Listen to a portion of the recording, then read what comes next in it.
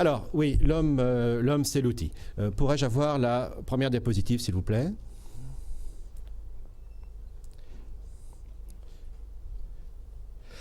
Alors, l'homme, effectivement, est apparemment, je dis bien apparemment, la seule espèce qui se pose la question de qu'est-ce que l'homme? Et évidemment, comme il n'y a aucune espèce pour venir nous contrarier sur ce genre de propos, nous avons maintenu au fil du temps une position extraordinairement arrogante qui nous a amené à voir le monde qu'à travers, effectivement, ce que nous croyons être. Et ceci, évidemment, a transparu à travers les études sur les origines de l'homme. Suivante, s'il vous plaît. De fait, il y a eu plusieurs définitions de l'homme, et un des ouvrages que nous avons co-dirigé avec Yves Coppens, qui s'appelle « Le propre de l'homme », consistait à non pas dénigrer l'homme et diminuer l'homme, ça consistait surtout à redéfinir, à revisiter tous ces critères qui faisaient le propre de l'homme. Alors, parmi tous ces critères, il y a l'homme c'est l'outil, l'homme c'est la bipédie, et dans bien des schémas très classiques, devenus de véritables icônes d'ailleurs, de ce qu'on appelle l'hominisation, on conçoit qu'en effet, à un moment ou à un autre de notre histoire évolutive, nos ancêtres ont été chassés de la forêt originelle et se trouvant dans ce milieu hostile qui est la savane, ils se sont dit, si on se redresse, on aura l'air moins bête, et si on invente l'outil, on va pouvoir s'en sortir un peu mieux. Alors vous avez le droit de croire à cette histoire, c'est ce qu'on voit dans certains films. Je vous signale que l'évolution n'a pas de but et que, d'autre part, l'évolution, même si ça nous séduit, n'est pas du tout lamarckienne. En ce sens où, quand un problème intervient dans la nature, où vous avez déjà des caractères qui vous permettent de traverser ce que Lamarck aurait appelé des circonstances, ou vous ne l'avez pas. Il n'y a pas d'acquisition de caractères et de transmission des caractères acquis, si ce n'est que là on est tous à peu près d'accord, enfin pas tous d'ailleurs, en ce qui concerne les caractères anatomiques ou physiologiques, ou même comportementaux, mais dès qu'on touche à la culture, manifestement, on reste sur un schéma typiquement lamarckien, donc on innove et on transmet. En fait, dans l'état actuel des connaissances, je ne sais pas quelle est la proportion de cet auditoire qui était là la semaine dernière avec mon collègue Frédéric Julian.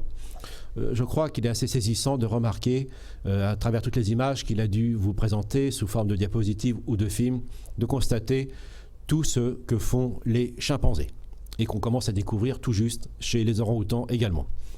Bref, on s'aperçoit en effet que dans le monde des forêts, il y a aussi de l'innovation et tout ce qu'on a cru être exclusif à l'homme est apparu dans le monde certainement des forêts.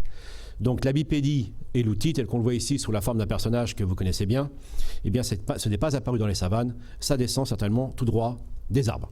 Suivante. Alors, l'homme c'est l'outil. En science, nous passons notre temps à nous tromper. C'est pour ça qu'on arrive à maintenir nos programmes scientifiques, parce que plus on se trompe, plus ça dure. On avait fait un film avec Coppens qui s'appelait Eureka, j'ai tout faux. Formidable ça. Alors ça énerve les élèves de terminale quand je leur dis nous on est payés à se tromper, ils me disent ouais mais nous si on se trompe on se fait saquer au bac. Ouais. Je leur dirais vous passez votre bac et dans 10 ans vous pourrez vous tromper. Donc alors, la chose étant, la plupart des erreurs, le tout c'est pas s'accrocher à cela. Hein, et nos erreurs sont extrêmement utiles. La chose étant, on a accepté l'idée d'évolution de l'homme il y a donc à peu près un siècle à une condition, d'imaginer que l'évolution va vers l'espèce la plus belle, la plus complexe et la plus formidable, autrement dit, nous. Et en fait, même à l'époque de Darwin était aussi une époque lamarckienne, en ce sens où, effectivement, comme le résume ce schéma qu'on peut attribuer à Ernst Haeckel, c'est Haeckel qui avait dit que l'ontogénèse, donc le développement de l'individu, résume la phylogénèse, donc c'est-à-dire toute l'histoire de la vie. Donc l'idée était en effet que l'homme, comme on le pensait d'ailleurs au Moyen-Âge, est une espèce de petit microcosme qui résume donc l'univers, le macrocosme. Donc de fait, l'évolution allait vers plus de progrès, plus de perfection, et ceci donc passait évidemment par l'acquisition de la culture, attribuée seulement à nous. Suivante. Ceci a donné lieu donc à une quête absolument formidable, qui avait celle du chaînon manquant. En définitive, Et c'est pour ça que cette erreur a été extrêmement propice, de dire que l'homme c'est l'outil, le mot faber des philosophes, a été vraiment le moyen d'ouvrir le chemin de la paléoanthropologie. Alors je précise les termes. La préhistoire, au sens strict du terme, c'est l'évolution des techniques et des cultures qui précèdent l'histoire, qu'on définit comme l'invention de l'écriture. Donc quand on dit animal préhistorique par un dinosaure, ça fait rire le dinosaure, il n'a rien à voir avec la préhistoire, il n'a jamais rien fait, le pauvre gars. Donc la préhistoire, ce n'est que les aspects techniques et culturels. Alors maintenant, est-ce que ça concerne que l'homme? C'est ce qu'on va voir. La paléoanthropologie concerne l'évolution biologique de l'homme, donc l'évolution des espèces auxquelles nous appartenons.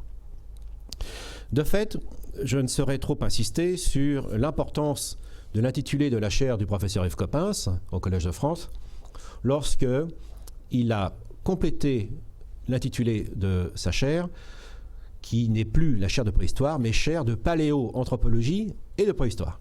Donc ce qui veut dire que l'évolution biologique, quand même, précède l'évolution culturelle. Il y a 20 ans, ce n'était pas encore tout à fait évident à accepter, et même encore aujourd'hui, ce n'est pas une idée tout à fait simple.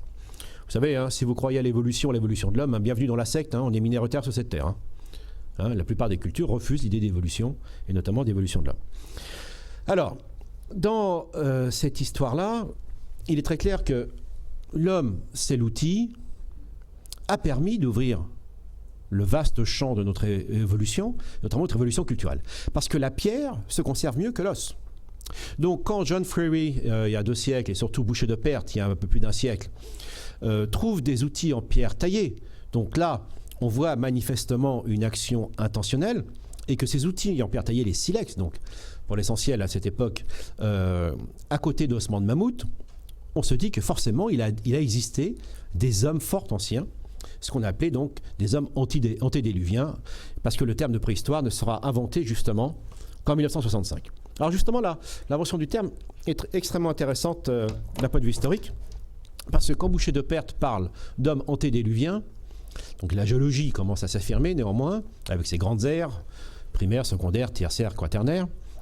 Et lorsque Boucher de Perthes parle de l'homme antédiluvien, évidemment, il ne pense pas à des centaines de milliers d'années ou des millions d'années. Ceci est absolument inconcevable à l'époque, surtout qu'on n'a pas de moyen de dater. Alors, le terme de préhistoire sera inventé par John Lubbock en 1965, parce que Boucher de Perthes a des difficultés en France pour faire accepter effectivement l'idée d'hommes extrêmement anciens, donc préhistoriques, comme on dira plus tard. Ces manuscrits sont refusés à l'Académie des sciences. Cependant, 4 personnages vont traverser la Manche pour rendre visite à Boucher de Perthes. Parmi eux, il y a John Lubbock, mais il y a aussi Charles Lyell, qui était d'ailleurs un des professeurs de Darwin. Et puis il y en a 2 ou 3 autres. Il y a Falconer, et un nom m'échappe, mais qu'importe. Et en 1859, ils viennent valider les découvertes de Boucher de Perthes. Donc c'est vraiment la naissance de la préhistoire en 1859. Et après cela, le premier préhistorien au monde officiel sera nommé, c'est Gabriel de Mortillet, à ce qui est aujourd'hui le musée des Antiquités nationales, à Saint-Germain-en-Laye, et qui est le terme de préhistoire, donc Prehistoric Time, sera donc forgé en 1865 dans un livre de John Lubbock. Donc la préhistoire commence. Et ça, c'est extrêmement important parce que l'homme, c'est l'outil, va ouvrir le chemin profond donc, de notre évolution. Et de fait, très très vite, on va commencer à trouver quelques hommes fossiles. L'homme de Cro-Magnon, Cro-Magnon c'est nous, hein, dans la salle personne ne le voit, même pas moi. Donc Cro-Magnon, forcément les outils les plus évolués, c'est nous. Dans les couches qui sont en dessous, on mettra l'homme de Néandertal, avec des outils moins sophistiqués, des outils sur éclat. D'ailleurs, au passage, si vous voulez un bêtisier de la paléanthropologie, vous lisez ce qu'on raconte sur Néandertal, même aujourd'hui. Le pauvre gars, c'est le premier fossile qui a été découvert, il a essuyé les plâtres et il continue à en prendre plein la figure, et je reste poli. Donc Néandertal, plus primitif forcément, et en dessous on commence à trouver des outils encore plus anciens, qu'on appellera de l'Aqueléen, de Saint-Aqueul, donc dans la banlieue d'Aville, donc toujours dans la Somme. Et puis on trouvera aussi une culture un peu plus primitive apparemment, qu'on appellera l'Abvilien, donc de Aville, toujours dans la Somme. Donc bref, plus on s'enfonce dans le temps, plus les outils semblent frustes. Ça semble une idée parfaitement logique. Or, je vous rappelle qu'on est à la fin du 19e siècle, on est vraiment dans une idéologie de progrès, hein, et dans une période aussi de positivisme scientifique. Donc, par conséquent, l'idée qui vient émerger est la suivante. À chaque type d'outil ou de faciès culturel préhistorique, on associe un type d'homme. Et donc on va s'enfoncer dans le temps comme cela. Donc les outils sur l'âme ou les outils sur matière végétale, animale, comme l'ivoire et l'os, seront attribués à Cro-Magnon, donc à nous, et l'art préhistorique bien sûr.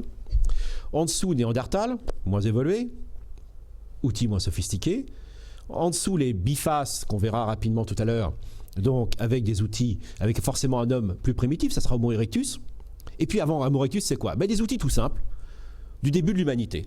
Et c'est à partir de là qu'on va forger le concept de l'homme du début, qu'on appellera Eoanthropus, c'est-à-dire l'homme à la charnière entre le singe et l'homme donc. Et on va tellement le chercher, ce gars-là, qu'on va croire le trouver, et ce sera la plus grande fraude scientifique de tous les temps, c'est l'homme de Piltdown, qui correspond à cette caricature de Darwin, où on pensait à l'époque qu'avant tout l'évolution était culturelle, intellectuelle, donc le cerveau d'abord, comme vous le voyez là, une tête d'homme, mais avec un corps de singe.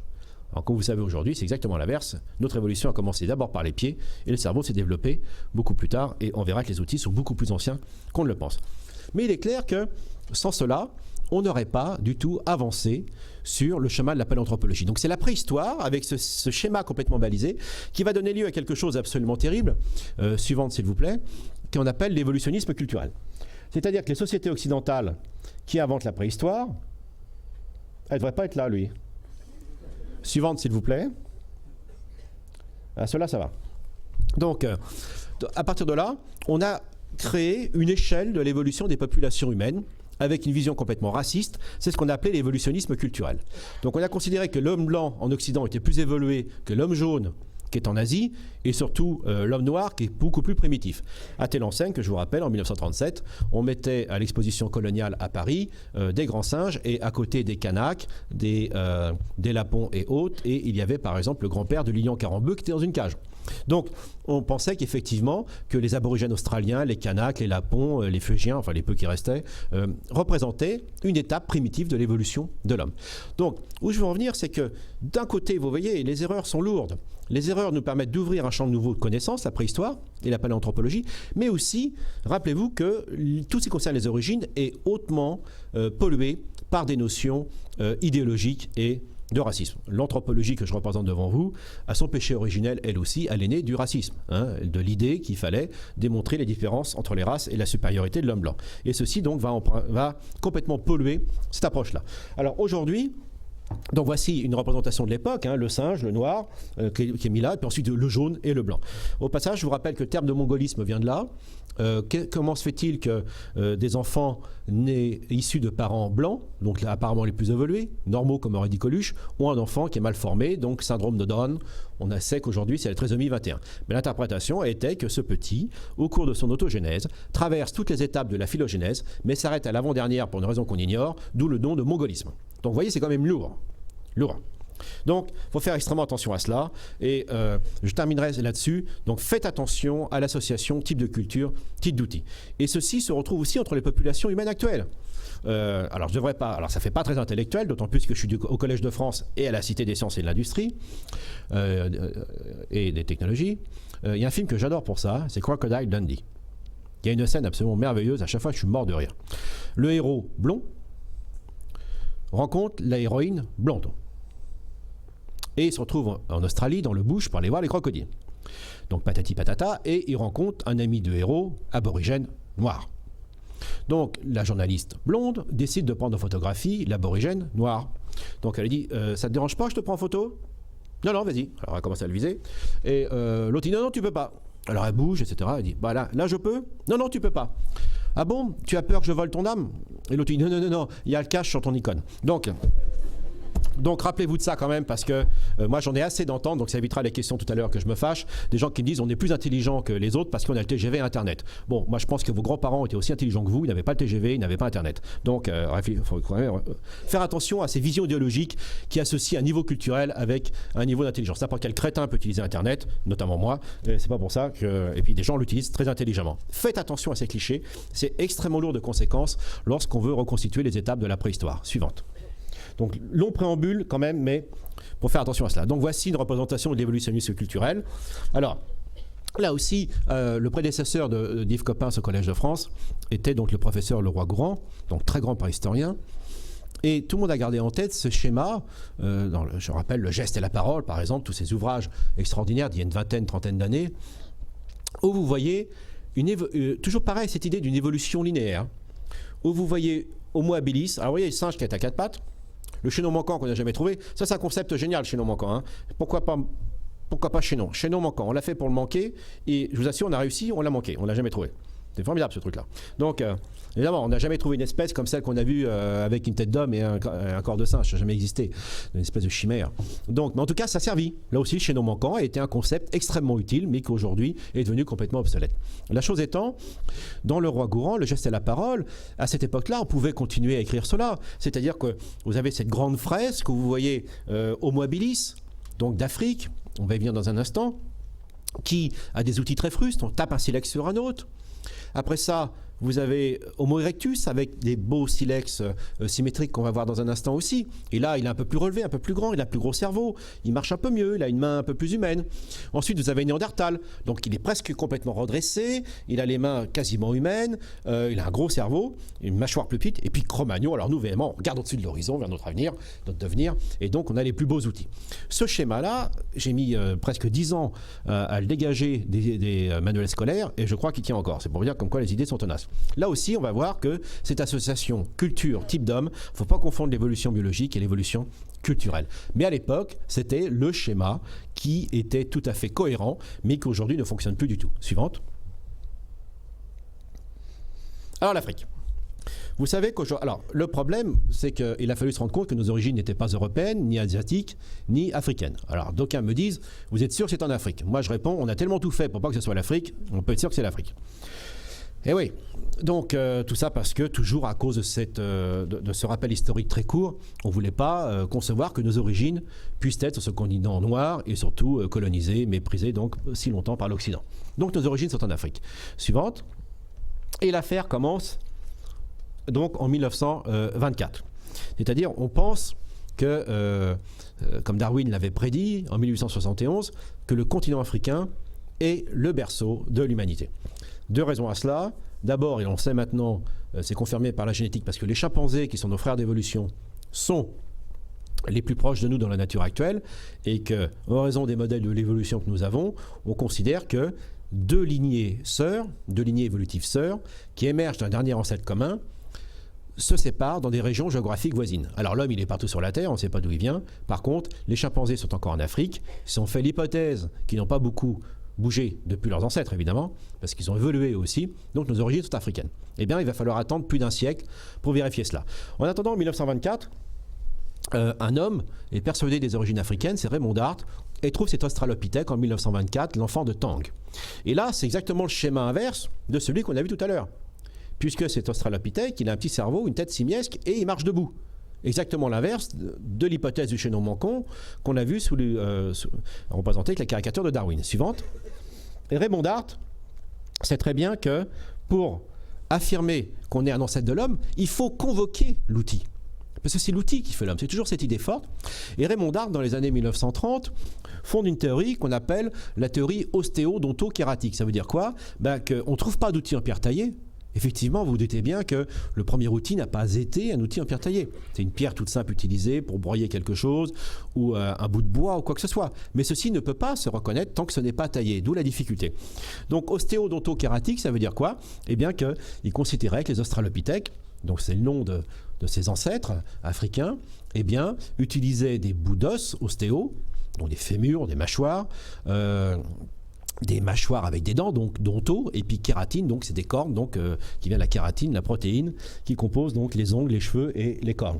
Donc voici une scène donc un peu homérique de la culture ostéodonto-kératique. Donc il a existé une culture parce que pas d'hominidés sans culture. Suivante. Ceci va être largement invalidé, bien sûr, par la suite. Donc on s'est aperçu qu'en fait, les vestiges qu'il y avait dans les grottes australopithèques d'Afrique du Sud étaient en fait des tanières de prédateurs, comme on le voit ici. Donc vous voyez ce léopard dont les crocs correspondent exactement à ce que l'on voit dans la calotte. Suivante. Alors, après ça, qu'est-ce qu'on a pu courir après donc, ces outils et ces plus anciens hominidés? Toujours l'idée qu'on a la lignée humaine que si on a de l'outil. En fait, malgré l'Afrique, on continue parfois à chercher encore en Afrique. Et en 1980, c'est pas si vieux que ça, on pensait encore, avant les australopithèques, qu'on connaissait pourtant, en Afrique, que peut-être notre lignée émergeait en Asie parce qu'on avait des fossiles qui sont représentés ici, qu'on appelait les ramapithèques. Ces ramapithèques, en fait, avaient été associés, on les trouvait à la fois en Afrique et aussi quelques-uns en Asie, mais plus quelques-uns en Afrique, beaucoup plus en Asie, d'où le nom de Rama. Et de fait, on avait trouvé des outils en basalte, on croyait que c'était des outils. Et l'argument n'a pas été basé sur l'anatomie, c'était le fait de dire que si on a des outils à côté, ou reconnus comme tels, forcément c'est un ancêtre des hommes. On était sur un schéma à 14 millions d'années, et il s'est avéré qu'en fait, que ces ramapithèques étaient les ancêtres des orang-outans. Donc on le sait maintenant. Et vous voyez, une fois de plus, c'était le fait qu'on trouve des bouts de basalte, et c'est avéré que ce ne sont pas des outils en fait, eh bien le fait de trouver des pierres à côté nous empêchait de voir l'anatomie comme c'était le cas pour l'homme de Piltdown. Donc toujours ce primat de la culture pour faire l'homme sur l'anatomie. Suivante. Alors voici donc, suivante, donc ces ramapithèques sont les ancêtres des orang-outans. Et au passage, donc, suivante, on va aborder les questions les plus récentes. Alors, est-ce que l'outil, donc, vraiment fait l'homme? On sait, alors là, on est sur les données actuelles, on sait depuis maintenant 1 an à peine que les orang-outans ont des cultures. Alors je ne sais pas si Frédéric Julien employait ce terme, je sais qu'il est très circonspect là-dessus, mais qu'importe, culture ou pas, on pourra en discuter tout à l'heure, on admet qu'effectivement les orang-outans aussi sont capables d'innover, sont capables d'utiliser des outils, ça on l'a vu, et surtout de transmettre ces innovations, ces nouveaux comportements de génération en génération. Alors maintenant on peut discuter des fondements d'une culture. Est-ce que imiter et transmettre suffisent à installer une culture? Ce sont des conditions nécessaires. Est-ce qu'elles sont suffisantes d'un point de vue cognitif? On peut toujours discuter sur les définitions, ce qu'on fera tout à l'heure. Mais en tout cas, l'outil n'est pas une exclusivité de la lignée africaine, puisqu'on sait que la lignée des orang-outans s'est séparée de la nôtre il y a fort longtemps. Par ailleurs, ce qu'on avait complètement négligé aussi, c'est nos collègues japonais. En 1954, sur l'île de Koshima au Japon, des chercheurs japonais observent des macaques, les macaques du Japon, qui prennent pour habitude, alors c'est une femelle qui s'appelait Imo, elle est décédée depuis longtemps, qui nettoyait donc ses patates dans l'eau, patates douces, pour enlever les grains, et ensuite, elle a eu une meilleure idée, c'est de tremper ses patates dans l'eau de mer, parce que c'est une île, donc il y avait donc un ruisseau, et également l'eau de mer, où se jette le ruisseau. Et effectivement, ces patates étaient nettoyées, et d'autant plus prenaient un goût salé. Alors, par la suite, cette habitude s'est transmise à l'ensemble des individus de cette population de macaques. Et les Japonais ont été les premiers à évoquer la notion de proto-culture. Alors, comme les Japonais publient en japonais, évidemment, ça a mis du temps à se diffuser. C'est pour dire que, pourtant, l'écriture d'un article scientifique, c'est hautement culturel, mais ça se diffuse plus lentement que les patates dans la communauté scientifique. Tout à l'heure, un monsieur m'a intercepté en me disant « Écoutez, je ne comprends pas, vous, les Français, dans vos articles, vous citez les anglo-saxons vous ne citent jamais. » Il est vrai que si vous ne publiez pas en anglais, on se demande si on existe. Donc, par contre, pour piquer nos idées, ils comprennent bien. Ça, c'est curieux, d'ailleurs. Mais... donc là aussi, on avait complètement négligé cette notion. Alors là, on ne parle pas d'outils, mais on parle quand même d'une innovation. Donc là, le sujet étant la culture et l'outil, je tiens à attirer votre attention sur une chose tout de même. Lorsqu'on parle de préhistoire et d'origine de l'homme, et qu'on parle de culture, on ne s'adresse qu'à ce qui se conserve, c'est-à-dire à l'outil en pierre taillée. Or, la culture ne concerne pas que l'outil en pierre taillée et ses multiples usages. L'âge de la pierre est avant tout un âge du bois, mais le bois ne se conserve pas. Donc, j'attire votre attention sur le fait que nous n'avons qu'une vision extrêmement restreinte de cela et que justement, les observations récentes que nous avons chez les singes, ou même certaines qui datent de presque un demi-siècle, eh bien, nous ont quand même largement échappé parce que on a dit l'homme descend du singe, l'homme c'est la culture, l'homme c'est l'outil, et on n'avait pas été voir ce qui se passe chez les grands singes. Tout ceci est extrêmement récent. Suivante. Ceci nous amène à changer notre vision des choses. Donc on sait que les macaques ont des tas d'aptitudes pour compter ou autres, donc je n'ai pas le temps d'en parler ici. Suivante. Suivante, s'il vous plaît. Alors, cap sur l'Afrique. Donc, on va aller faire un petit tour ici. Donc, nous avons parlé un peu d'Afrique du Sud, mais on n'avait pas cru cette histoire d'Australopithèque. Donc, on était dans les années 20. On va s'intéresser maintenant à ce qui se passe en Afrique de l'Est. Donc, ici. Suivante. Nous sommes donc à Olduvai, en Tanzanie. C'est au sud du Serengeti. Donc, c'est vraiment quasiment sur l'équateur. Et c'est une espèce de canyon qui a été creusé donc, par une rivière. Suivante. Et c'est là qu'en 1959, Lewis et Mary Leakey trouvent un fossiles de notre famille, qu'on appelle les hominidés ou les homininés, qu'importe. Ce n'est pas important aujourd'hui pour nous. Et à côté d'outils en pierre taillée. C'est qu'en fait, les Leakey fouillaient depuis déjà fort longtemps. Louis Leakey était persuadé des origines africaines et ils avaient trouvé dans les vallées du Rift et notamment dans les gorges de Louvaille des outils en pierre taillée depuis 1930. Mais ils n'arrivaient pas à mettre la main sur l'auteur. Et c'est en 1959 que Mary Leakey met la main sur l'auteur. Or, je vous rappelle qu'on pensait que l'outil, c'est l'homme. Et de fait, on trouve ce premier artisan de la préhistoire, mais il se trouve que ce n'est pas un homme. Suivante, il se trouve que c'est un Australopithèque robuste. Alors, on va voir la tête de ce gars-là. Suivante, s'il vous plaît. Voici Monsieur Zinjanthropus, autrement dit un Australopithèque robuste. Ça, c'est tout ce que vous voulez, mais ce n'est pas un homme. Et quand vous avez la mandibule en dessous, c'est un véritable cauchemar de dentiste. Mâchoire énorme. Donc, et comme le dira lui-même André Leroi-Gourhan, l'événement le plus important dans la préhistoire moderne vient de se dérouler donc à Olduvai. On appelait ça la bombe d'Olduvai. On a trouvé les plus anciens outils en pierre taillée. Et pour la première fois, on peut dater, parce qu'avant, on n'avait pas de méthode de datation absolue. Et la date tombe, c'est 1 750 000 ans. Donc d'un seul coup, alors qu'on pensait que l'humanité avait 1 million d'années à tout casser, on se retrouve quasiment à un âge 2 fois plus ancien. On se retrouve avec des outils en pierre taillée beaucoup plus anciens qu'on imaginait. Et le premier artisan, apparemment, n'est pas un homme, mais un Australopithèque. Donc là, c'est un véritable bouleversement. Donc c'est la première évolution. Donc ça confirme nos origines africaines. Et on commence à se poser la question de savoir, effectivement, est-ce que l'homme, c'est l'outil? Suivante. Mais une autre évolution dont on parle quasiment jamais, c'est qu'à côté de Louis et Mary Leakey, il y avait une jeune femme. Et cette jeune femme était intéressée par les faunes sauvages. Alors, gratouiller des bouts d'os et des silex dans les gorges de Louvaille, ça ne la passionnait pas. Il s'agit de Jane Goodall que vous voyez là. Et Louis Leakey a vu venir le coup. Il s'est dit, je suis persuadé que personne ne va croire mon histoire d'Australopithèque qui fabrique des outils. Mais il s'est dit, donc émergeait la question d'une manière saillante, est-ce que l'homme c'est l'outil? Mais qu'est-ce qu'on connaissait des grands singes? Rien du tout. Tout ce que vous avez vu la semaine dernière, pour ceux et celles qui étaient là, n'est connu la plupart du temps que depuis à peine 5 ans, voire 10 ans. Et c'est Jane Goodall qui va ouvrir donc ce vaste champ de recherche. Donc on va enchaîner les diapositives suivantes. Jane Goodall chez les chimpanzés, donc elle s'intéresse aux chimpanzés et réciproquement, comme vous le voyez. Suivante. Donc là, on est vraiment dans le monde de la forêt, alors qu'on croyait que tout ceci avait émergé dans le monde des savanes. Suivante. Donc les chimpanzés construisent un nid tous les soirs, ils utilisent des feuilles pour faire des gobelets, ils s'essuient, ils construisent des nids extrêmement sophistiqués comme vous le voyez. Donc ça, on peut parler donc d'outils, de l'usage d'objets dans un but bien déterminé. Suivante. Les chimpanzés sont aussi d'excellents chasseurs, ils collaborent, ils échangent. Donc, vous avez dû voir ça aussi la semaine prochaine. Donc, ils sont capables de collaborer et d'échanger des informations. Donc, ceci est extrêmement important. Ils sont capables aussi, lorsqu'ils dépecent une carcasse, le morceau du chef, c'est la cervelle. Donc, ils ouvrent la boîte crânienne. Ils utilisent des feuilles, ils se font une boulette.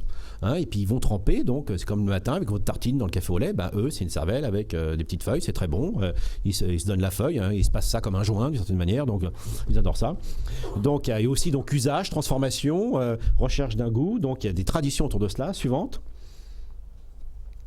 Voici le partage. Donc le partage est extrêmement ritualisé. C'est pas comme chez les carnivores où là il y a des relations hiérarchiques très strictes. Là il y a des relations sociales. Par exemple, ceux qui ont participé à la chasse ont droit à de la viande. Ceux qui n'ont pas participé, ils n'en ont pas. Si c'est une femelle qui n'est pas en chaleur, elle n'en aura pas. Si la femelle est en chaleur, tu prends ce que tu veux, ma chérie. Donc tout ça est extrêmement ritualisé. Donc suivante. Donc la pêche donc, aux termites ou autres, donc Frédéric Julien vous en a parlé, et on sait qu'aujourd'hui, en comparant les études depuis 20 ans, il y a des manières de faire, il y a des choix dans les gestes, il y a des choix dans les espèces. Certaines populations de chimpanzés préfèrent les termites, d'autres préfèrent les fourmis. Ensuite, selon les populations, on va attraper les fourmis d'une certaine manière, les accommoder avec des feuilles ou pas. Donc il y a différentes techniques qui sont transmises de génération en génération. Donc ce n'est pas imposé par les conditions de l'environnement. Suivante.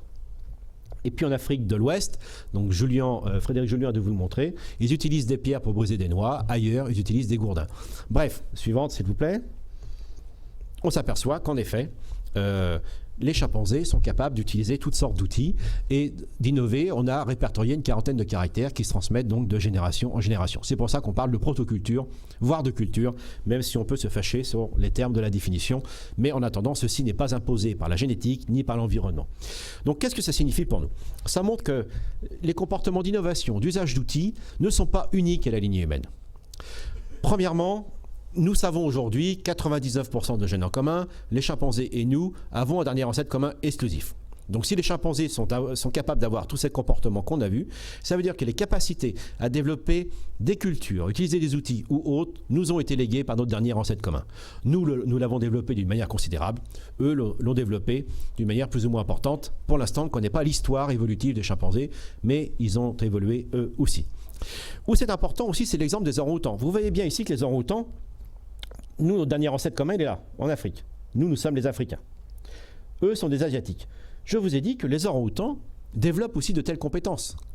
Donc, ce qui veut dire que être capable d'innover, d'utiliser des outils et de mettre en place des protocultures et de les faire perdurer, c'est une caractéristique qui va bien au-delà de notre dernier ancêtre commun avec les chimpanzés en Afrique, et ça peut remonter à 15, 16, 17 millions d'années.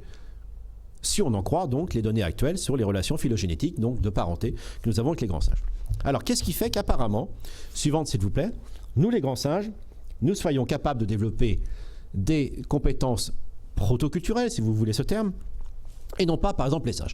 Il y a des singes qui sont extrêmement smart, qui sont très doués, on a vu les macaques, mais par exemple les singes chébus, qui sont d'Afrique du Sud, ce sont des petits singes qui ont un coefficient d'encéphalisation comparable à celui de l'homme. Alors c'est quoi cette histoire de coefficient d'encéphalisation? C'est-à-dire que la taille absolue du cerveau ne veut rien dire. Un éléphant a un cerveau plus gros que le nôtre, parce qu'il est tout simplement plus gros. Alors, il est intéressant de savoir quelle est la taille relative du cerveau par rapport au corps. C'est ça qui vous donne un indice de la taille relative du cerveau par rapport au corps. Donc il se trouve que l'homme est une espèce extrêmement encéphalisée. Nous avons une taille du cerveau qui est très grande par rapport à notre corps. Et bien si on va voir chez les cébus, des petits singes qui pèsent 3-4 kg à tout casser, ils ont un coefficient d'encéphalisation comparable au nôtre. Et sans surprise, ça ne suffit pas, mais en tout cas, la réalité est là. Ils utilisent des outils, et ce sont les singes que l'on voit toujours dans les films, films de corsaires, ou etc., parce qu'ils sont très faciles à dresser, ils sont très intelligents, ça va très vite. Or, ils utilisent des outils aussi. Et par contre, ce qui est curieux, ils sont très malins comme des singes, mais par contre, il n'y a pas de capacité d'imitation, et apparemment, il n'y a pas de protoculture. Et apparemment, ils sont tout aussi smart que les chimpanzés. Où va se loger la différence? C'est là qu'il va falloir parler un petit peu de biologie. Et de biologie de l'évolution. Nous, les grands singes, c'est-à-dire les chimpanzés, les hommes, les gorilles, les orang-outans et les bonobos, nous sommes des espèces qui passons quand même quasiment un tiers de notre vie à grandir. Bon, depuis que ça s'est amélioré en Occident, ça s'est réduit à un quart, et Jeanne Calment l'a réduit à un cinquième. Bon, grosso modo, nous sommes des espèces qui sont à croissance extrêmement lente. Nous avons une très longue autogénèse.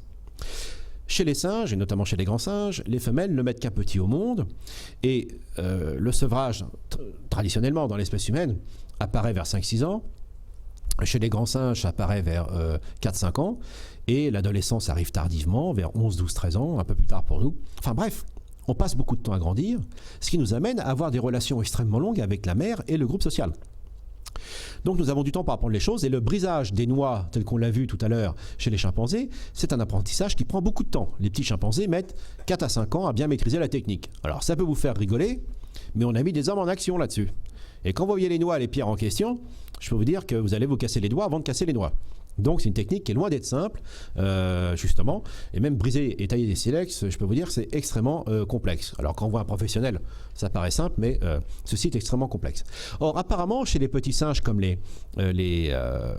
cébus ou les capucins, eh bien, là, chaque individu va reproduire par essai et erreur les tâches auxquelles il est confronté pour accéder à la nourriture, ou les tests qu'on lui fait faire dans les laboratoires de psychologie comparés. Mais néanmoins, ceux qui sont à côté vont être moins capables d'imiter, et surtout ne vont pas comprendre, interpréter le geste. Ni l'appréhender, ni le tester, ni l'améliorer, ou quasiment même la plupart du temps l'abandonner pour faire autre chose. Donc il n'y a pas le temps, la capacité d'imiter et le temps de l'apprentissage. Donc je pense qu'une différence fondamentale, sans qu'on soit forcément plus intelligent de base dans nos capacités potentielles, cognitives potentielles, il se trouve qu'une des clés justement qui permet condition nécessaire mais pas suffisante, de mettre en place des comportements protoculturels, c'est justement cette très longue autogénèse qui est la nôtre. Et effectivement, au vu de l'évolution, on s'aperçoit que c'est pas un hasard si tous les grands singes, d'une certaine manière, sont capables de développer des compétences protoculturelles, parce que effectivement, ça a été le seul moyen de nous en sortir. La mauvaise nouvelle que j'ai à vous annoncer, c'est que nous sommes sur la planète des singes. Donc la planète des singes à queue, les babouins, les macaques, etc. sont en pleine expansion à l'heure actuelle, et que notre groupe, par contre, lui, en termes de biodiversité, est en voie d'extinction, et les seules lignées qui ont pu perdurer, ce sont celles qui ont développé justement des compétences culturelles. On pourra reprendre ça dans les questions tout à l'heure. Suivante. Donc, alors, aujourd'hui, donc, très clairement, nos derniers ancêtres communs, et même plus avant, avaient développé des compétences cognitives liées à cette longue ontogénèse qui permettent, mais qui ne suffisent pas évidemment, qui permettent de mettre en place des comportements protoculturels. Suivante. Alors, toujours l'Afrique, et on va voir quelles sont les données à l'heure actuelle. Suivante, s'il vous plaît.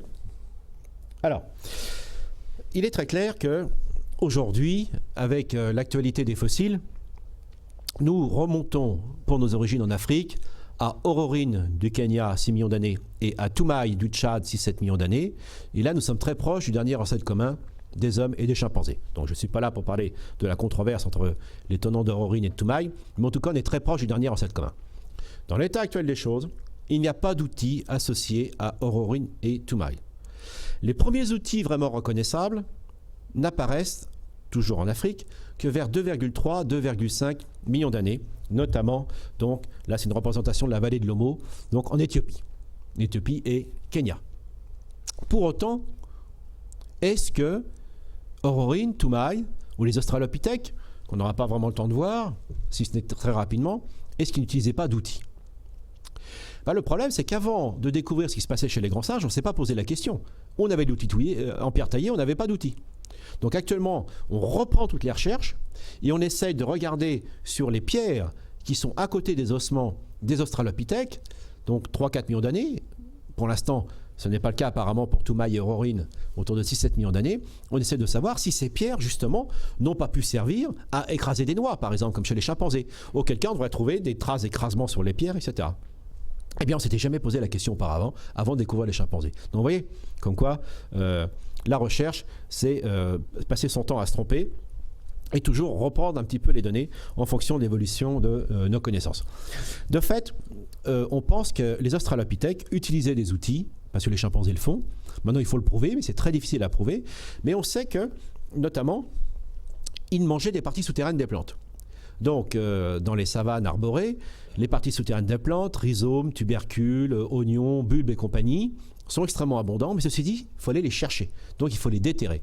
Et on a trouvé en Afrique du Sud des bâtons qui, apparemment, après étude au microscope électronique, permettraient de faire l'hypothèse suivante, c'est qu'ils déterraient, ils avaient des bâtons à fouir pour déterrer des tubercules. Et ceci leur a ouvert une niche écologique absolument fascinante. Suivante.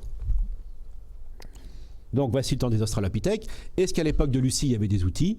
Eh bien, comme à l'époque, on ne se posait pas la question, on n'est pas certain. Ceci dit, les conditions de fouille, ce n'est pas des conditions de fouille, vous savez, en Afrique, c'est de la prospection. Donc on est dans le désert, on trouve des ossements, et puis s'ils sont là, on les attrape, comme Lucie. S'il n'y en a pas, on ne les a pas. Donc là, effectivement, il est très clair que les conditions de collecte n'ont pas permis effectivement de vérifier s'il y avait des outils à côté, mais il est très clair que dans la plupart des cas, les études des paléanthropologues, géologues, paléontologues montrent que souvent on a affaire à des ossements qui ont été baladés par les eaux ou autres, donc effectivement on n'a pas de site d'habitat ou de site où on peut dire qu'effectivement les Australopithèques se sont installés pour manger, et là on pourrait se mettre à fouiller et trouver des outils. Donc de toute façon, on ne peut pas tester cette hypothèse dans l'état actuel de nos connaissances, et surtout dans l'état actuel des conditions qui nous amènent à trouver ces Australopithèques. Donc la question aujourd'hui, non, je ne peux pas affirmer qu'ils utilisaient des outils, mais on ne peut pas l'affirmer non plus, et surtout nous ne savons pas comment tester cette hypothèse dans l'état actuel des choses. Suivante. Donc voici les Australopithèques, un homme à gauche, un chimpanzé à droite. Bon, les chimpanzés ne sont pas nos ancêtres, vous le savez bien, donc ils sont tout aussi modernes que nous. Donc voici ces Australopithèques. Suivante. Et voici les tubercules qu'ils allaient chercher. Donc on pense, enfin c'est une hypothèse, basée sur leur régime alimentaire, on a des traces d'usure dentaire, etc. Donc on a quand même pas mal d'arguments qui nous amènent à penser qu'ils faisaient ce genre de choses. Suivante. Donc voici une reconstitution. Donc il est très clair que si ces australopithèques utilisaient des bâtons comme on le voit, ou des pierres comme on le voit là, manifestement les bâtons ne vont pas se conserver, les pierres ça n'a pas servi pendant, comme l'a montré Frédéric Julian, pendant des siècles. Il est très clair qu'une pierre qui a servi une fois à briser un squelette ou des noix ne portera pas de stigmate, et on sera absolument incapable de préciser s'ils l'ont fait ou pas. Par contre, on sait qu'ils mangeaient de la viande à l'occasion, comme les chimpanzés. Là on a des indices tout à fait précis grâce à des traces isotopiques. Suivante. Donc voilà l'impossibilité dans laquelle on est. Alors, vous avez lu partout que, par exemple, c'était l'idée de progrès, que les premiers outils étaient des outils frustes de grande taille, et qu'ensuite les outils sont de plus en plus petits, de plus en plus perfectionnés, de plus en plus affinés. Hein, le roi Gourand dira, je n'ai pas les chiffres en tête, mais c'est assez connu, qu'avec 1 kg de silex, les premiers hommes, mais on va voir que ce n'est pas tout à fait le cas, pouvaient avoir des outils dont le tranchant faisait une dizaine de centimètres. Donc 1 kg de silex pour 10 cm de tranchant utile. Quand on arrive à Cro-Magnon, 1 kg de silex, c'est plusieurs dizaines de mètres de tranchant. Donc vraiment une vision de progrès, d'affinage de la technique. Le problème, comme le dit Jean Chavaillon, donc un des grands pionniers de la préhistoire africaine, ils avaient trouvé des petits outils comme ça dans l'Homo. Ils se sont dit, oh ben, comme ce sont des outils de petite taille, forcément c'est du néolithique, c'est-à-dire les périodes très récentes, 10 000 ans. Et puis, ils sont aperçus qu'en définitive, ces outils étaient in situ. Donc là, vous voyez, une fois de plus, on s'était trompé parce qu'on avait cette vision linéaire de progrès, d'affinage de la taille de l'outil, et on avait complètement négligé cela. Or, aujourd'hui, on essaye de savoir si effectivement, alors ce ne sont pas ceux-là, mais c'est une photographie qui me rappelle cela, on se posait la question de savoir effectivement s'il n'y avait pas eu de tout petits outils utilisés avant, plus frustes que cela bien sûr, par les australopithèques. Cette question, on est passé complètement à côté, et donc il faut vraiment la reprendre, mais on n'a pas pu retourner sur le terrain, là où ça avait été constaté, parce qu'évidemment, aller en Afrique n'est pas aussi simple qu'on peut le croire. Suivante. Alors, toujours l'Afrique, donc, les australopithèques, on les connaît partout tout autour de la grande forêt africaine. On a 5 espèces aujourd'hui. On suppose que tous utilisaient des outils, mais comme je vous l'ai dit, je ne reprends pas les choses, on ne peut pas le prouver. Suivante. Alors maintenant, on va rentrer. Donc, il y a des changements climatiques qui interviennent vers 2-3 millions d'années. Toutes les faunes vont changer, les communautés écologiques vont évoluer vers des formes qui sont plus proches de celles d'aujourd'hui. Suivante. Et on va se retrouver avec les premiers outils en pierre taillée. On va dire, ouf, on y arrive, ça y est, on a de l'outil, c'est sûr, on y est, on a des hommes.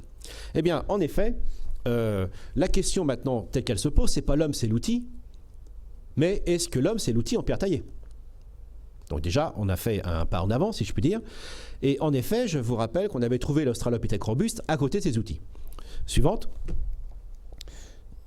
Mais on s'aperçoit très vite que ce gars-là qui a été trouvé en premier à côté des outils en pierre taillée, à Olduvai, est à côté d'un autre bonhomme qu'on a trouvé juste à côté, je pèse mes mots, donc ci-devant, monsieur Homo habilis. Alors comme l'homme n'est pas prêteur pour un silex, on a tout de suite enlevé les silex à ce gars-là pour les attribuer à Homo habilis. Bon, évidemment, il ne pouvait pas protester, le pauvre gars. Mais on n'en sait strictement rien. Et Homo habilis tient son nom du fait qu'on a trouvé évidemment ce crâne. Alors, ce cerveau fait autour de 600-750 mètres cubes. En fait, c'est un autre bonhomme, Homo rudolfensis, mais qu'importe, je ne vous embête pas avec ça. Lui, il est quand même à 500-600 cm3. C'est vrai qu'il a une mâchoire absolument énorme. Celui-là commence à avoir des mâchoires un peu plus réduites, mais néanmoins, 2 fois plus costaud que les nôtres quand même. Est-ce que, effectivement, on peut être sûr que c'est ce gars-là qui utilisait des outils en pierre taillée et qui les fabriquait? Ces espèces sont contemporaines. Et à l'époque, on peut vous le dire, à l'époque qui nous intéresse là, vers 2 millions d'années, on a ces australopithèques robustes qui sont les descendants de Lucie. En fait, vous savez que Lucie n'est pas notre ancêtre, c'est maintenant, elle a rendu service. Pendant une époque, c'était une grand-mère acceptable, mais maintenant, merci grand-mère, c'est une tantine. Donc on a d'autres fossiles maintenant. Et donc là, ces gars-là sont contemporains. Et on se posait la question de savoir si, en effet, leur cerveau plus gros, la main Homo habilis, on a des fossiles de la main, on pensait que la main d'Homo habilis était plus humaine, donc le nom d'Homo habilis vient de là, parce qu'il y a les outils, et aussi une anatomie de la main qu'on pensait comparable à la nôtre. Où on en est aujourd'hui? Aujourd'hui, en Afrique de l'Est, où on a les plus anciens outils, on n'est pas capable de dire qui, d'une part, a inventé la pierre taillée, et pourquoi, et quels sont les auteurs. On se retrouve avec 4 ou 5 espèces contemporaines. On a Homo habilis que vous voyez là, l'Australopithèque robuste. On a aussi l'homme du lac Rodolphe, en fait c'est lui, donc lui il est plutôt au Kenya. On a également un autre homme que l'on va voir, donc qui est Homo ergaster, un homme de grande taille. Bref, on a aujourd'hui 4 fossiles, 4 espèces contemporaines, indépendamment de la polémique, de toute façon il y en a au moins 3, qui sont toutes trouvées associées à des outils en pierre taillée et également avec des restes de carcasses. Un Australopithèque qui a été annoncé en 1999, Australopithecus gary ou Paranthropus gary, qu'importe le nom, ça veut dire l'Australopithèque surprise. Pourquoi la surprise? Parce que ce gars-là, il ressemble beaucoup pour le haut à ce paranthrope là, et pour le bas, il ressemble plus à Lucie. Donc, apparemment une autre espèce, mais c'est difficile à dire. En tout cas, c'est pas le même gars. 2,5 millions d'années. On a trouvé à côté des outils en pierre taillée et qui ont servi à dépecer une carcasse. C'est-à-dire qu'on a trouvé des restes pas de chevaux, mais d'hyparions et d'antilopes. Et ces outils en pierre taillée auraient servi à cela. Donc, première chose, qui a inventé l'outil en pierre taillée? Le schéma classique est de dire que ce sont des hommes, pardon d'insister, et également en association avec l'accès aux carcasses. Je rappelle que les chimpanzés sont d'excellents chasseurs, ils chassent des proies de petite taille, mais il est extrêmement rare qu'ils utilisent des outils pour manger une carcasse. Ça se fait à la main, c'est du grand guignol, c'est pas très beau. La chose étant, ils utilisent des outils pour accéder aux nourritures végétales, mais pas à la viande. Or, on a dit que pour l'homme, c'était pour accéder à la viande. Or, on n'en sait strictement rien. Parce que les outils en pierre taillée que l'on a à cette époque-là, on a fait des études, enfin les préhistoriens ont fait des études au microscope électronique, puisque l'usage d'outils laisse des traces sur les tranchants, selon le type de police, selon les stries. On peut reconstituer si ça servit à trancher, à faire des trous, à faire des rotations, si ça servait à découper des os, de la viande.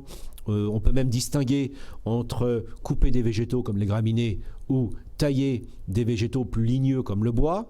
Donc les préhistoriens taillent des outils, font des expériences, comparent avec ceux qu'on a. Donc c'est vraiment un travail extrêmement sérieux. On appelle ça la tracéologie, donc l'étude des traces. Et bien on s'aperçoit que ces outils étaient relativement polyvalents et ont servi aussi bien sur des matières végétales que sur des matières animales. Donc on ne sait pas du tout si l'outil en pierre taillée a été inventé pour accéder à des nourritures végétales et ou des nourritures animales. Par-dessus le marché, on ne sait pas si ce sont les australopithèques ou les hommes.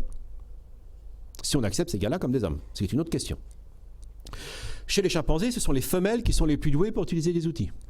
Alors que traditionnellement, évidemment, comme l'université reste un peu machiste, on a toujours cru que c'était les hommes, les mâles, pour la chasse. Or, aujourd'hui, on ne peut plus dire cela. Ça pose une autre question vertigineuse. Qui a innové, quelle espèce? Et la transmission de l'innovation d'une espèce à l'autre. Cette question, c'est quasiment jamais posée. C'est peut-être des paranthropes qui ont inventé l'outil en pierre taillée pour accéder à des végétaux, et peut-être qu'un premier homme est passé par là, et s'il dit, tiens, cet outil tranchant va me servir pour accéder à des carcasses. Mais vous avez vu qu'un australopithèque était associé à ce contexte-là. Alors à moins qu'il se fait bouffer par des bonhommes avec les antilopes. Ça, c'est encore une autre hypothèse. Mais en attendant, il est très clair que tous ces schémas classiques, l'homme, c'est l'outil pour accéder à la viande, notamment l'homme, le mâle, vous pouvez complètement oublier ce schéma. Ceci est devenu complètement obsolète.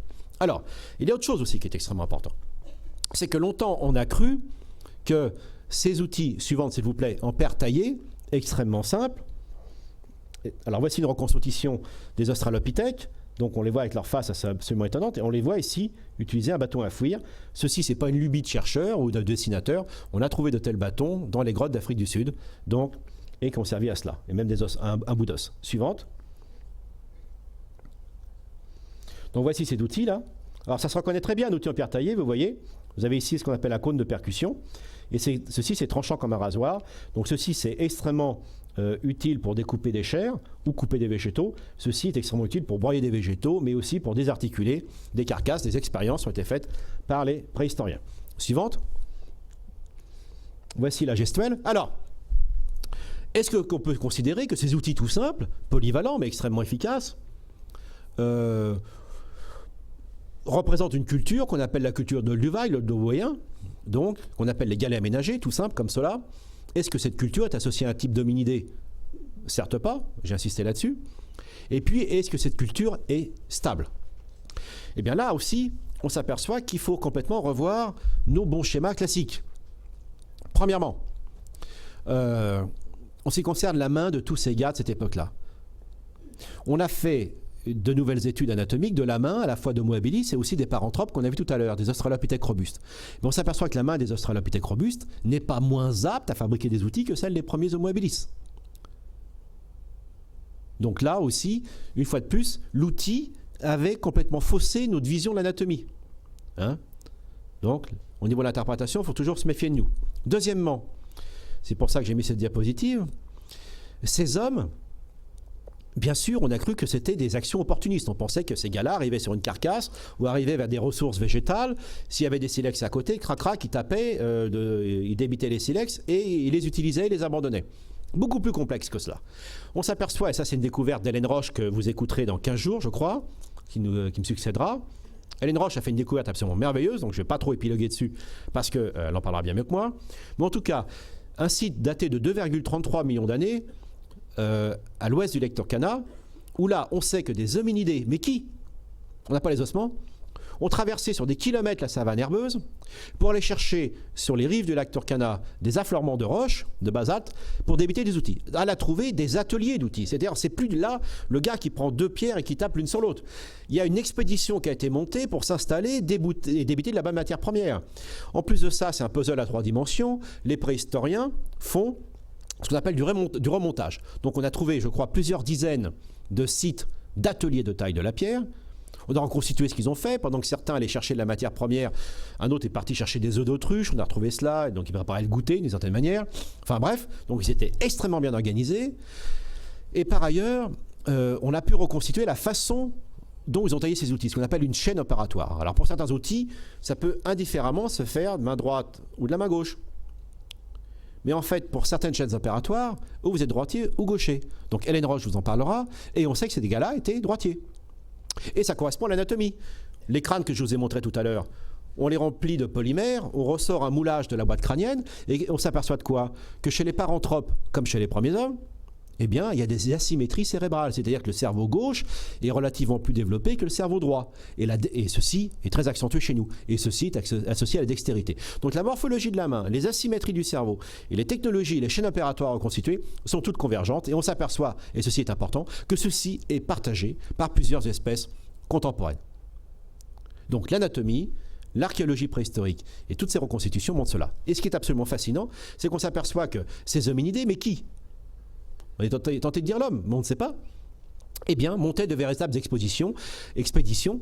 C'est-à-dire que non seulement ils exploitaient d'une manière intelligente leur environnement, mais en plus, la gestion des matières premières rentrait dans leurs préoccupations. C'est-à-dire qu'ils avaient une carte mentale, ils connaissaient parfaitement la géographie de leur lieu, les chimpanzés le font d'ailleurs. Et on pense également, d'après certaines recherches, qu'ils ménageaient des caches à outils. C'est-à-dire que les gars, quand ils tombaient sur une carcasse ou une ressource de nourriture, ils n'avaient pas des silex plein les poches.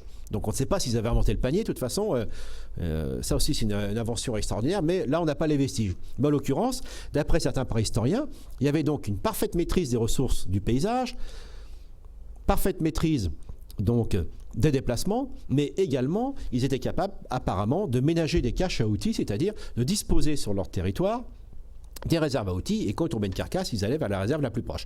Alors peut-être que c'est exagéré dans l'interprétation, mais en attendant, il est très clair qu'il y a là, certes de l'opportunisme pour accéder aux ressources et aux matières premières, mais il y a aussi une véritable gestion dans le temps et dans l'espace des ressources, à la fois de nourriture, végétale et animale, et également des ressources en matières premières, et ceci est extrêmement récent. Et on ne peut pas dire si ce sont les premiers hommes ou si ce sont donc les paranthropes. Suivante.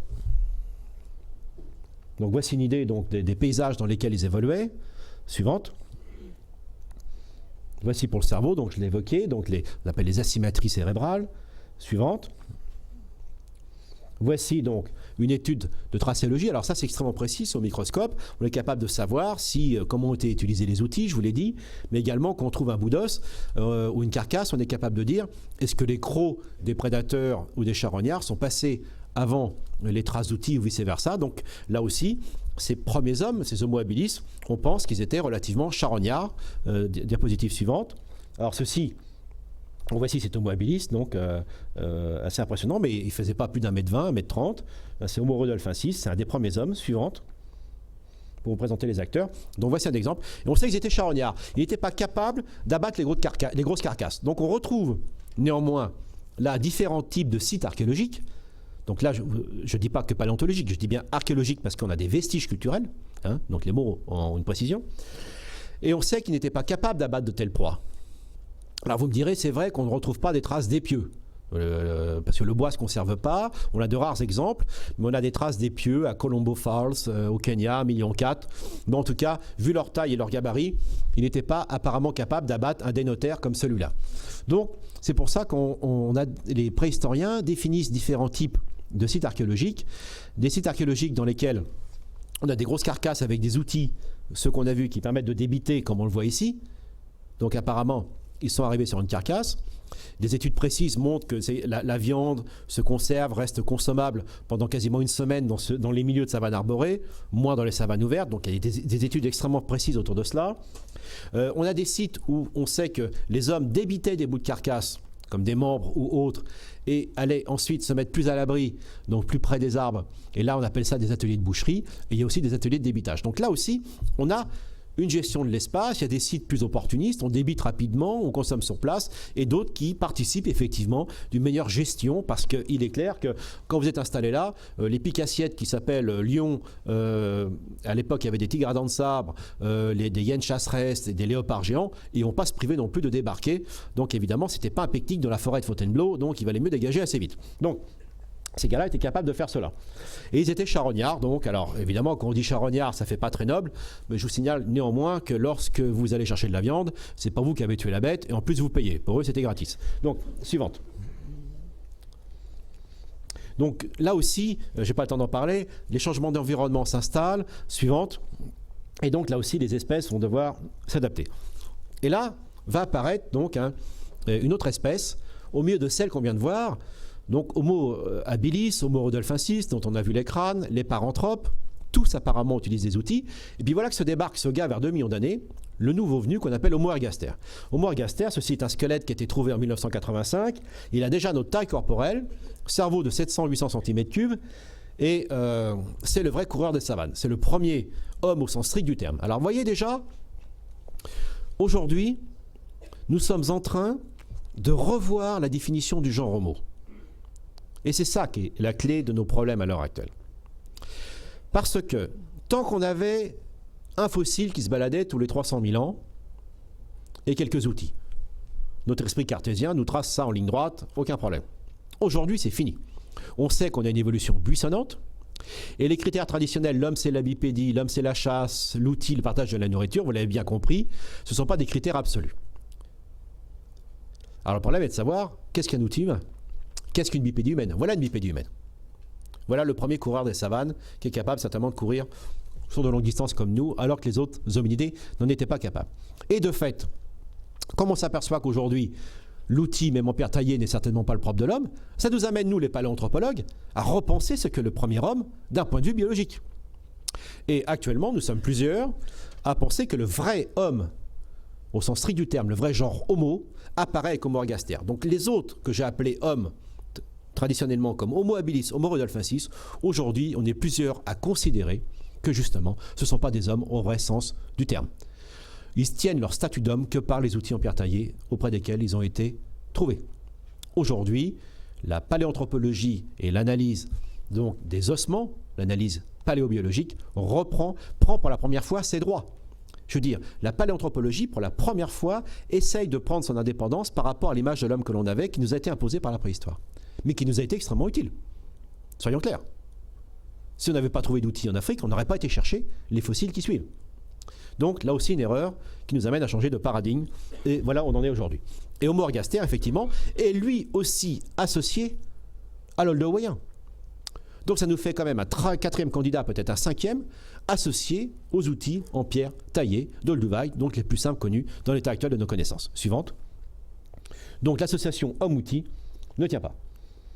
Donc voici cet Homo ergaster qui est un homme incontestable, cerveau de 700-800 cm3, et d'ailleurs il n'a pas développé son cerveau en raison de pression sélective qui amène à plus de cognition, c'est simplement parce qu'il est plus grand qu'il a un plus gros cerveau.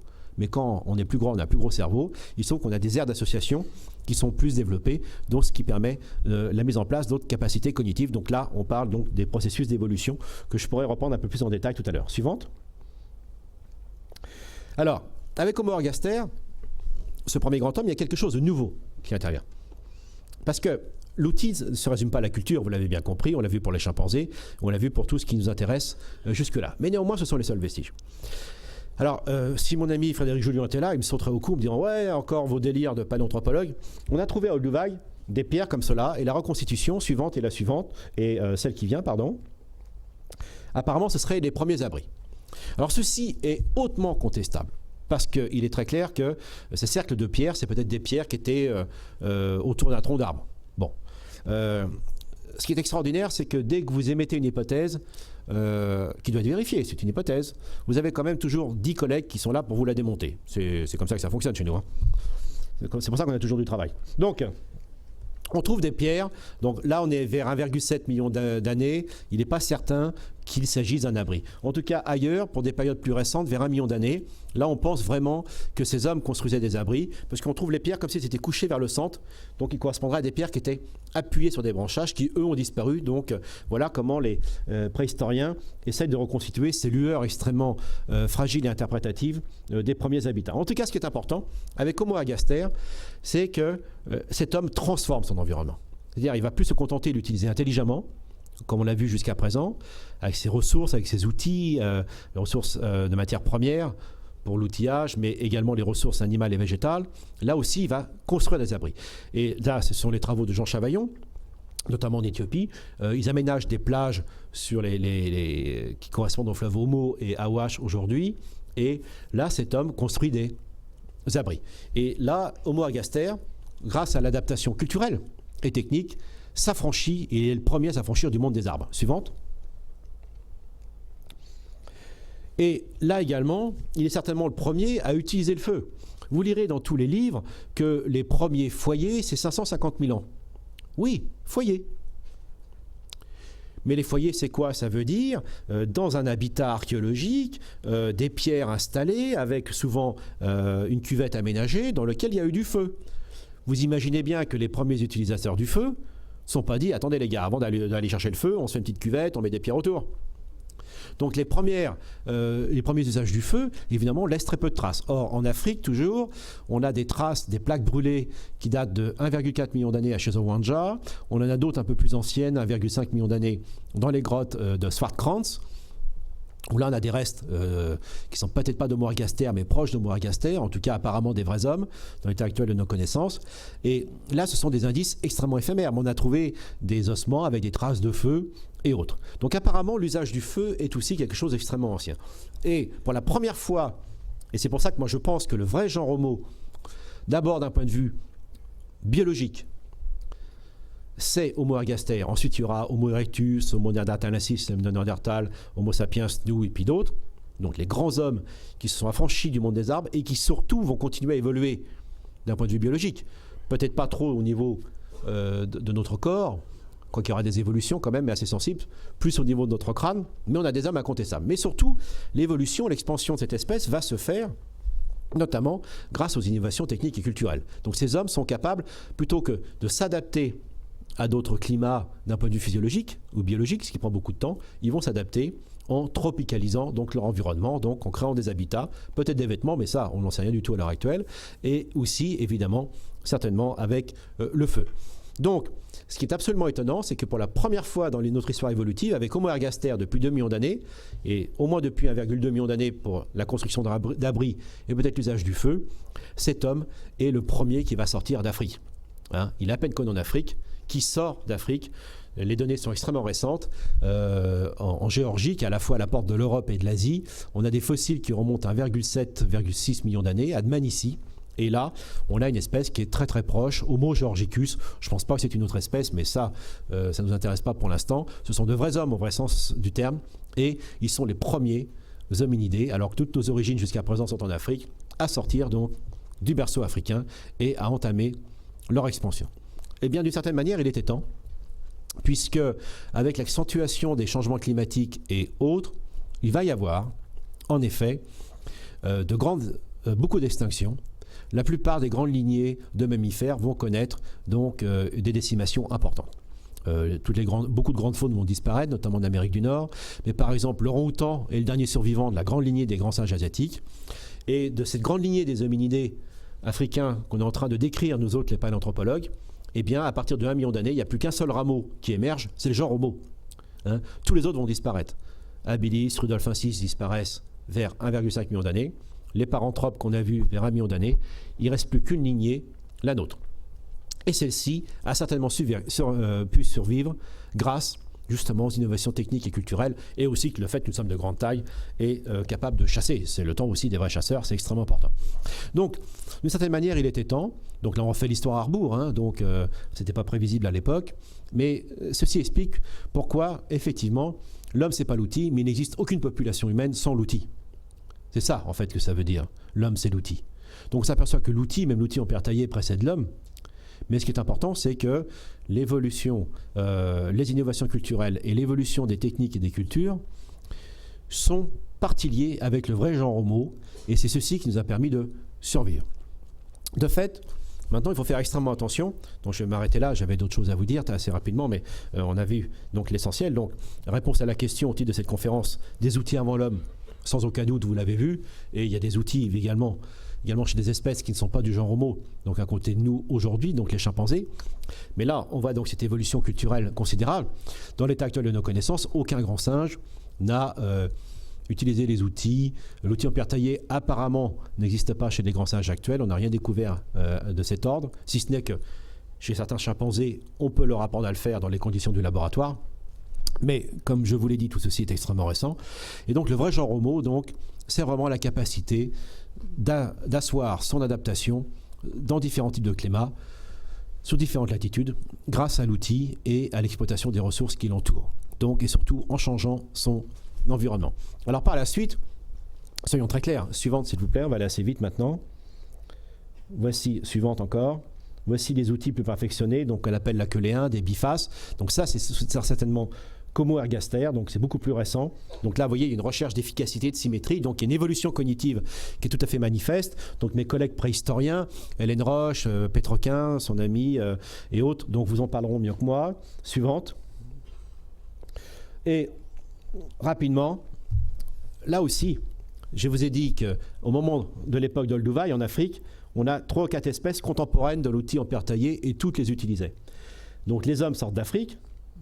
Et là, ce qui est intéressant, c'est que les premiers hommes à sortir d'Afrique, les premiers Homo ergaster, peut-être vers 1,8 million d'années, vont s'installer sur les franges méridionales de l'Asie et vont embarquer des techniques d'Olduvai. Et apparemment, on va dire que ces gars-là ne vont pas évoluer d'un point de vue culturel et technique parce qu'ils ne vont jamais inventer les outils qu'on vient de voir, donc ce qu'on appelle la queue léin, les bifaces. Par contre, on aura en Afrique, vers 1,7 million d'années, 1,6 million d'années, l'invention de ces beaux outils symétriques qu'on vient de voir, qu'on appelle les bifaces, qui vont se répandre en Afrique et ensuite en Europe. Alors, est-ce qu'à la place d'un rideau de fer, on aurait un rideau de silex entre des hommes plus évolués d'un point de vue technologique par rapport à d'autres? Attention, une fois de plus, on a dit que les Homo erectus, qui vont être là au sens strict, étaient moins évolués que les descendants d'Homo ergaster, qu'on appellera Homo heidelbergensis, qui sont donc dans cette partie occidentale de l'ancien monde, parce qu'ils utilisent des bifaces. Ils inventent les bifaces, ils en fabriquent. On n'en sait strictement rien. Si vous allez voir des populations de chasseurs-collecteurs qui sont actuellement en Iran Jawa, donc Nouvelle-Guinée, tout leur outillage extrêmement sophistiqué n'est basé que sur le végétal. Et ils ne sont pas plus crétins que les autres, simplement il n'y a pas d'affleurement de roches dans ces forêts tropicales. Donc, ces populations, le jour où elles disparaîtront, on n'aura strictement aucun vestige archéologique. Ils utilisent des feuilles de bambou qui coupent comme les silex. Donc, c'est pas moins idiot que d'utiliser des silex. Donc là, on n'aura strictement aucun vestige. Peut-être que là, c'est l'âge du bambou. Le bambou était quand même une herbe, comme vous le savez, absolument extraordinaire, qui marque toute la culture technologique du sud-est asiatique. Ceci ne laissera strictement aucun vestige. Donc, on a le même homme, des populations d'Homo ergaster, qui cette fois-ci sont associées à différents faciès culturels. Auparavant, et j'insiste lourdement, pardonnez-moi, je suis assez préhistorique dans mon style, on a l'Olduvaiien avec plusieurs espèces d'hominidés, et après ça, on a une seule espèce d'homme associée à différents faciès culturels. Donc, vous voyez, l'association homme-culture ne tient pas du tout la route. Il faut faire extrêmement attention. Suivante.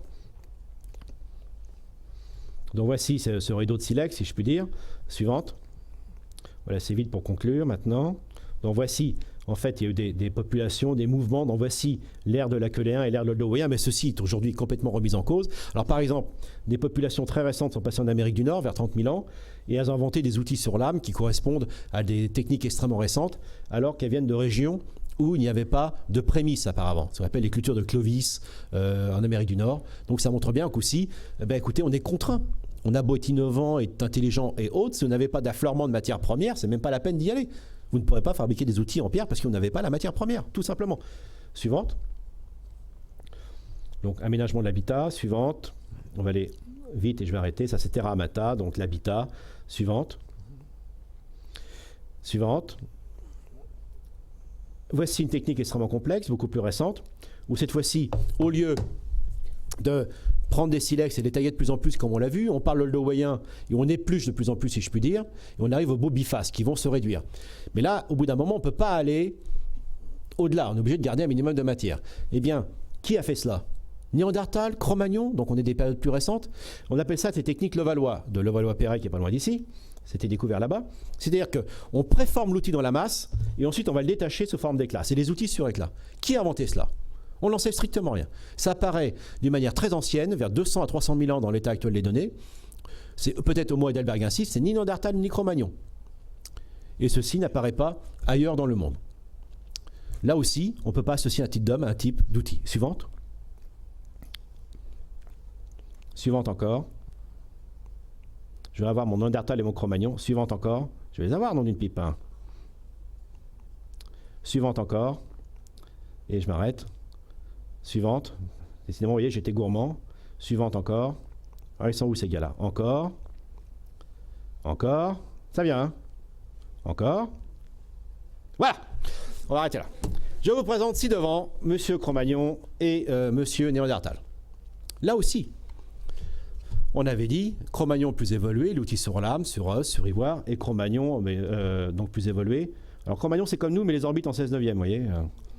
Néandertal qui est là juste à côté. Je vous rappelle qu'au passage, Cro-Magnon, notre ancêtre direct, comme Néandertal, qui est notre frère, cerveau plus gros que le nôtre. 1600 cm3, nous c'est 1400. Donc là aussi, l'évolution régulière du cerveau, vous pouvez toujours oublier. La chose étant, c'est que là également, en Europe occidentale, Cro-Magnon est associé à ce qu'on appelle le paléolithique supérieur, c'est-à-dire qu'il commence avec l'Aurignacien, les outils sur lame et les outils sur os, Cro-Magnon donc, et Néandertal est associé dans des couches plus anciennes, l'outil sur éclat qu'on vient de voir, donc on appelle le moustérien et technique Levallois. Ouais. Et vous allez au Proche-Orient, ça marche plus. Ça marche plus pourquoi? Entre 110 000 ans et 50 000 ans, vous avez le prédécesseur de ce gars-là, enfin Néandertal et le prédécesseur de Cro-Magnon qu'on appelle Proto-Cro-Magnon, pardon pour tous ces protos, mais c'est pas tout à fait Cro-Magnon, mais c'est nous, associés aux techniques du moustérien.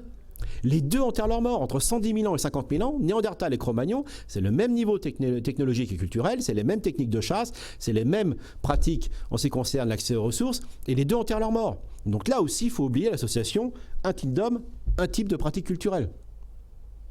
Alors pourquoi on est en Europe? Parce que l'Europe, c'est la terre de Néandertal. Nous venons d'Afrique pour essentiellement. Donc pourquoi en Europe, Cro-Magnon est au-dessus de Néandertal? C'est parce que Cro-Magnon va arriver et va succéder à Néandertal. Mais là aussi, ça va durer 6 000 ans. Il y a acculturation entre Néandertal et Cro-Magnon. Il y a des échanges entre Néandertal et Cro-Magnon. Quand Cro-Magnon arrive avec les nouvelles techniques, Néandertal va subir l'influence. On a les exemples par Arcis-sur-Cure, par exemple, dans Lyon. Donc là aussi, vous voyez, on n'a pas un type d'homme, un type d'outil. Donc, très clairement, pour conclure, il faut complètement, aujourd'hui, dissocier cette adéquation étroite qui nous a été extrêmement utile par le passé. L'homme, c'est l'outil. Ça nous a permis de découvrir tout cela, mais aujourd'hui, on peut complètement oublier cela. Les chimpanzés nous le rappellent, maintenant les orang-outans. Et la paléanthropologie nous le montre également. En tout cas, ce qui est absolument étonnant, c'est qu'on arrive à mener des études relativement indépendantes maintenant entre la préhistoire, comme le fait Hélène Roche, vous allez voir, c'est une femme formidable, et la paléanthropologie, qui est plus ma spécialité, donc reconstituer la vie de nos ancêtres à travers les ossements, et qu'on s'aperçoit que les deux correspondent quand même. Les chaînes opératoires remises en place par les préhistoriens, et puis les asymétries du cerveau et la compréhension de leur régime alimentaire, là, vous voyez qu'on a fait tomber des clichés, mais qu'au contraire, nos reconstitutions se renforcent de l'indépendance enfin prise entre nos différents champs scientifiques. Donc, l'homme, c'est l'outil, vous pouvez l'oublier. Par contre, ce qui est très clair, c'est qu'il n'existe pas d'homme sans outils, c'est ça qui est important. Et surtout, on s'aperçoit que notre préhistoire a été beaucoup plus riche qu'on ne le pense, et notamment la diversité et le succès des homininés, c'est-à-dire notre lignée qui conduit à l'homme par les australopithèques, et surtout du genre Homo, indéniablement est lié à la capacité d'innover et de transmettre donc des savoir-faire. Sans ceci, nous n'aurions pas survécu, mais que pour autant, l'homme ne se résume pas aux outils. Ce n'est pas l'homme qui fait l'outil, ce sont les hommes qui font des outils. Je vous remercie.